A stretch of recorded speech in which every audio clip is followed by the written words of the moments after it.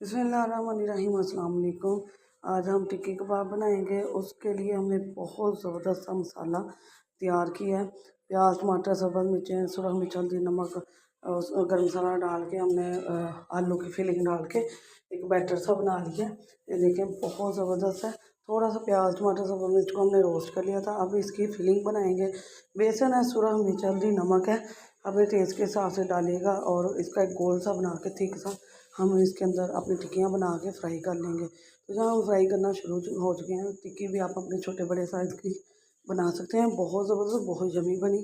और मौसम में, बरसात का मौसम है, तो इस तरह की टिक्की कबाब, पकोड़े, प्याज वाले, आलू वाले बहुत अच्छे लगते हैं, बहुत ज़बरदस्त लगते हैं।